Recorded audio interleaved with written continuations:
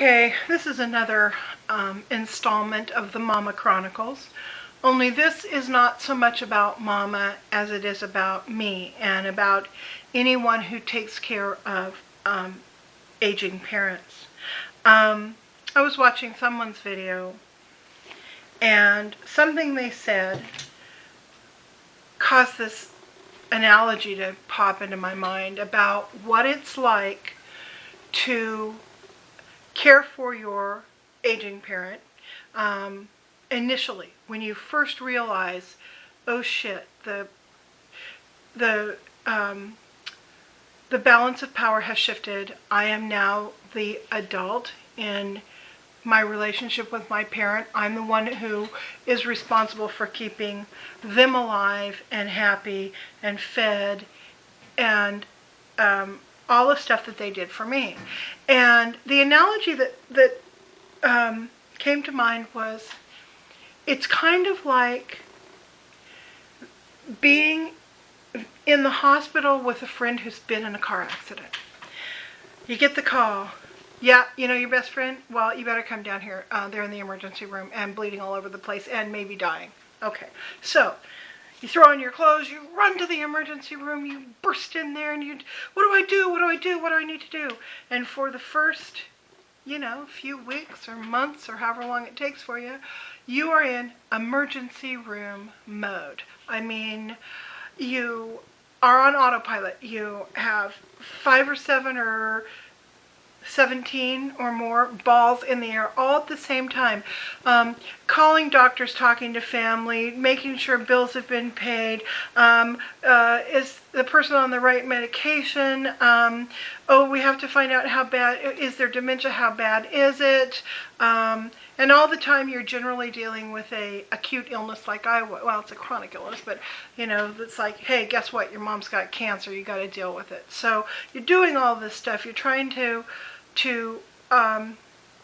rebalance and restore the landscape of your lives to some sort of workable new normal. So that goes on for a while. For me, I was in that stage for about 3 weeks, from about the time, from the day that we were sitting in her primary care physician's office, and he says, I hate to tell you, you've got a tumor, it's probably cancerous. So from that moment to, 3 weeks later, it was all about, yeah, you got her, yes, it's tumor, yes, you have a tumor, yes, it's cancerous, it's probably stage 2, you've got a good chance of sort of semi-permanent remission because we caught it so soon. 2 days later, she's getting her first radiation treatment. I mean, boom, boom, boom. So after that started to, after we got into like the daily radiation and the weekly chemo, and I pretty much got the house set up and all of those things that you have to do, from emergency room mode, then you go into waiting room mode. It's like you're in the waiting room. Your life becomes very small, and it's about buying Depends, making sure the refrigerator has the proper foods and other things, Ensure and Benical and all these things you have to get for people that are rapidly losing weight from cancer or some other illness. You don't see your friends. A lot of times you don't see your family very much because someone has to stay with Mama. Mama cannot be left alone. So, you don't go home. All of that really small life stuff. And you're waiting for the therapies to get over. You're waiting for the PET scan that's going to happen, 4 months down the road or whenever that's going to be, 3 months. You just put one foot in front of the other and you pace around this waiting room, just waiting, essentially. Then what happens is you go to the next phase where the new therapies or meds or surgery or modalities or whatever it is that stabilizes Mama has already occurred. So now you've got the new normal where you're dealing with the fallout. With chemotherapy, the fallout is brain fog. I mean, and for some people it's severe, and with my mother it has been severe.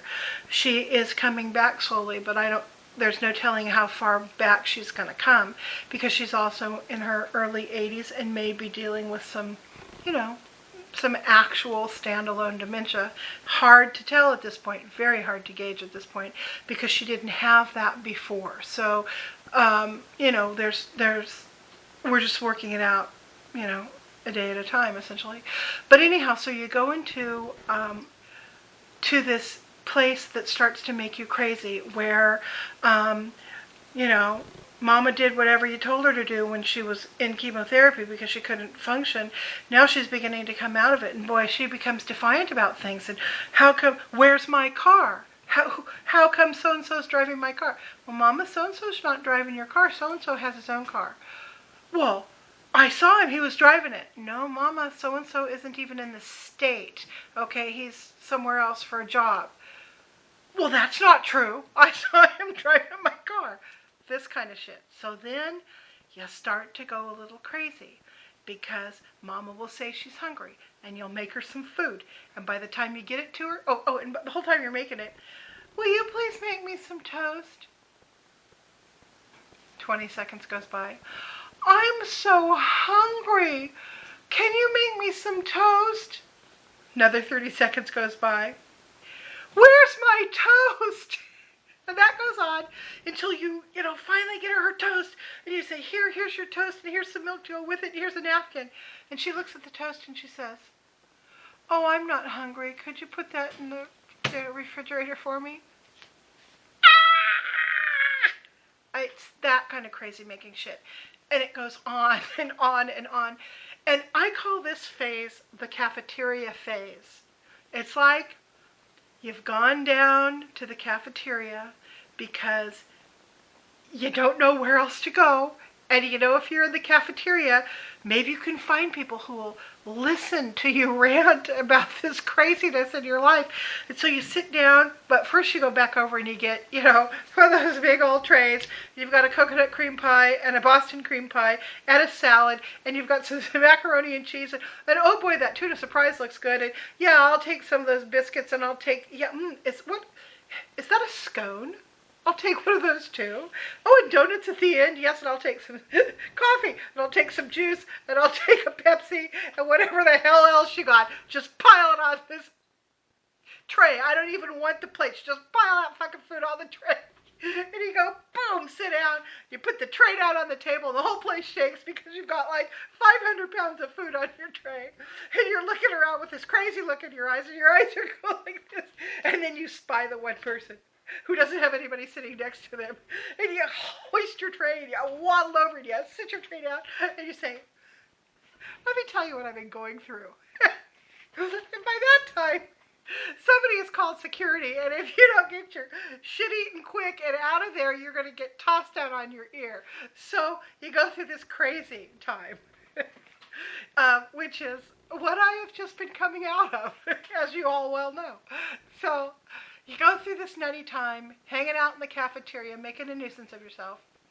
And then pretty soon, you just pull yourself up by your bootstraps, and you go back up into the room where Mama is, and you kind of rejoin reality. It's like, okay, got things handled today. Mama's been fed. That's cool. I'm going to run home for a few minutes, hang out with my cats. I'm going to call a friend. Maybe we can go see a movie next week. I'm going to call somebody else to come babysit Mama. And you start to reintegrate your life back in. I call that the parking lot phase. You can leave that fucking hospital, and you can go out into the parking lot, and you can play on your phone, and you can turn on the radio and listen to whatever it is you listen to, and maybe you can even drive out of the lot and go meet somebody at the Carl's Jr.'s for lunch, or you can go home, or you can even maybe call somebody else to come and sit with Mama if you want to. And so you're you're ready now to kind of take your life back. So that's where I am now. I'm newly at the parking lot stage. So I don't know what comes after this. I don't know where you go after the parking lot. But I feel pretty good. Feel pretty good in the parking lot. Things are happening. I got rid of some furniture last week. My sister took the big sectional couch thing that we bought for this rumpus room. I don't know what you'd call this room in here. Converted garage room. We'd bought a big couch in part so people could sleep on it who came, like if my brother came or whatever, I'd sleep on that and give him my room. Anyway, so she took that up to her cabin. She took a leather recliner that goes with my mom's furniture. She took that up. I've got I'm beginning to know who's going to get what I'm going to have to put in boxes to put in one person's storage or give to the other person or whatever. So yeah, it's moving. I'm feeling one step in front of the other, and it's working. It's working. So yeah, that's the using a hospital as an analogy. Those are the stages that I have gone through in my experience with taking care of my mother. So that's that, and I will undoubtedly come back with more Mama Chronicles. Bye.